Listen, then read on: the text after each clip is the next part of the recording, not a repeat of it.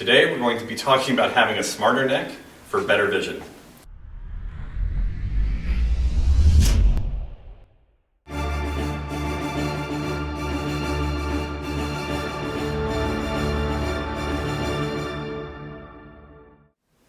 One of the really interesting things about the ZL system is that we talk a lot about the eyes and how to improve the eyes. There's multitudes of drills that we use and assessments. But one of the things that often bypasses people is that we actually start the ZL system working on what is called proprioception, or developing better movement skills and better understanding between the brain and the body.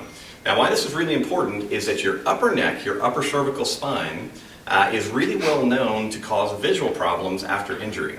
If you look at the research literature around whiplash, accidents, concussions, head trauma, other neck injuries, it's really common for people to complain about headaches, TMJ or jaw pain, a wide variety of other issues, but one thing that often comes up is visual disturbances.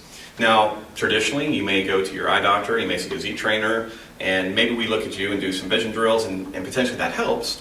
But one of the things that we're always looking for in our system is, okay, if something's not working, what's another potential answer rather than just banging our head against the same wall over and over? Now, by the way, I'm wearing this hat not because I didn't wash my hair, I don't have any left. This is actually part of the drill we're going to do, so that's why the hat's on. Now, what I want you to do today is we're going to actually focus on some very specific neck work, inclusive of the tongue position that we talked about in the last blog. And what I would love for you to do is use either a Snellen chart or a multi-size font chart as your pre-assess and reassess tool. This kind of freaks people out in the beginning when I say, listen, what we're going to do is we're going to test your eyes, we're going to do some neck exercises, and then retest your eyes to see if they got better. This really surprises people that this can happen, but it happens over and over and over again. In fact, in our classes last weekend, we had about 80 trainers here, advanced trainers, people that have been doing a lot of work, and even within that group, we had roughly 60% that saw improvements in visual acuity from doing some of the neck and tongue exercises that we're going to be talking about. So I want you to make sure for this one, rather than seeing just kind of how your neck feels, test your eyes. All right, so Snellen chart or multi-size font chart, those are in previous blogs. If you don't have them, you can download them.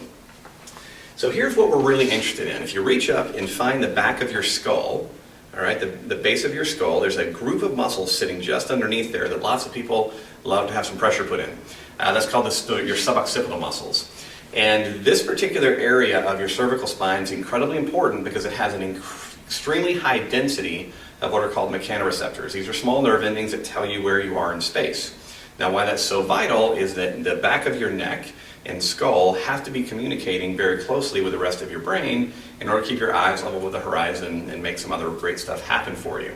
So as I said, what we often find is people with prior neck injuries or head injuries very often have disturbed vision, so that when we work on strengthening and mobilizing the upper cervical spine, a lot of times their vision will also improve. So what I want to do is take you through a series of very simple exercises. It's extremely important that you keep the tension low to begin with because this area may be very touchy, all right, a little sensitive, it may be a little sore, so I don't want you to overdo anything. So keep it 3 out of 10, whatever we're doing, whether we're stretching it or whether we are doing some contraction work. So the basics that we're going to begin with are, first of all, before we do any neck exercise, we want to think back to the blog last week, get our tongue in the correct position. If you didn't watch that blog, please go watch it. Simple thing here, getting your tongue in the right position helps stabilize your neck and will make all this work better. So we're going to start off with what's called the cheesy grin. Get a little swallow so that you know where your tongue is supposed to be, which is at the tip of the tongue just in back of the front teeth and the rest of the tongue up against the roof of the mouth.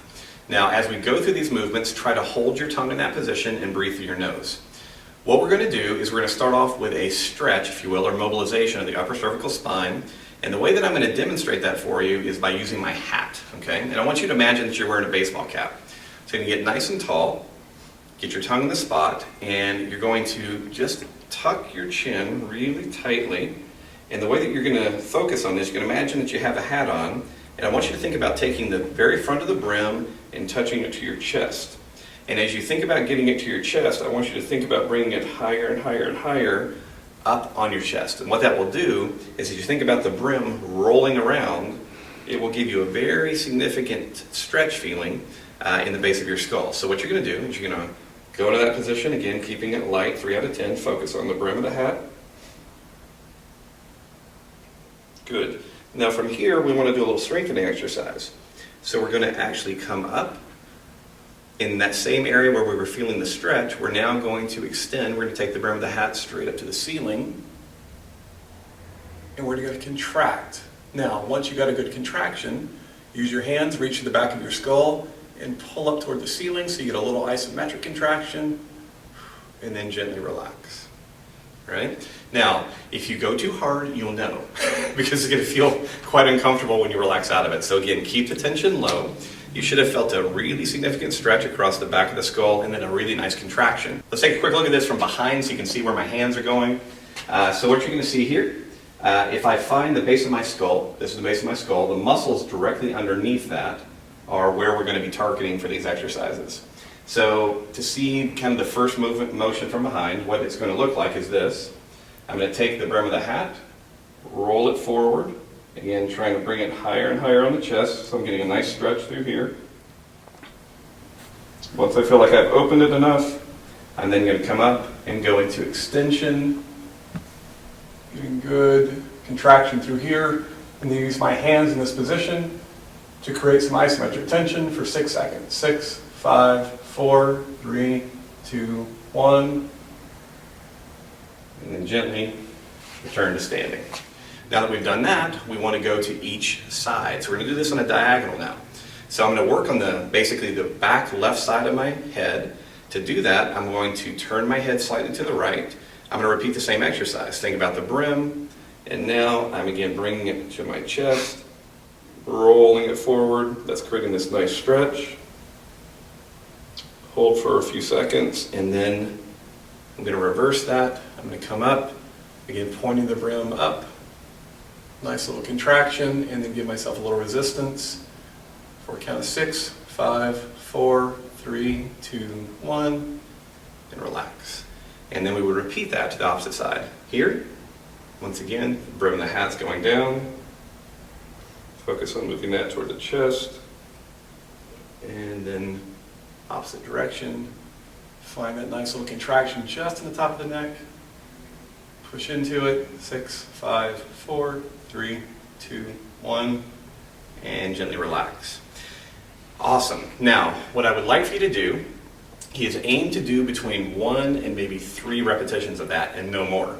There are a couple of important things. If you get dizzy at all doing this, stop. And if you've had any history of maybe, if you have a prior history of what's called TIAs, or have ever had a stroke, ever had any significant surgeries or injuries in your upper neck, I would recommend that you ask your doctor about this before you do this exercise. It's generally very safe, but one of the things we are a little bit concerned about is getting into this extended position with rotation. So just go cautiously. If you have any concerns about this, consult your healthcare provider. Otherwise, once you've done your 1 to 3 repetitions, grab your chart and retest your eyes. Most of the time, what we'll see, like I said, in 60-70% of the people that we work with, if they've had some kind of injury that makes us think about this small amount of work improving the proprioceptive input while holding the correct tone position should have some positive impact on your visual acuity. So give it a shot. Let us know how that goes for you. If you have any questions about this one, please let us know. Otherwise, good luck, and I will see you next week.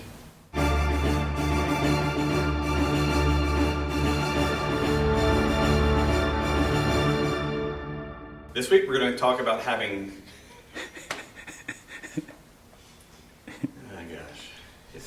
It's a hat. It's squeezing my brain. The hat. I'm gonna reframe. I'm going closer. So it's good you taking this time. Yeah, I knew you were going to. The framing. I really didn't like the framing. I'm happy to help you out. All right, cool. All right. So we're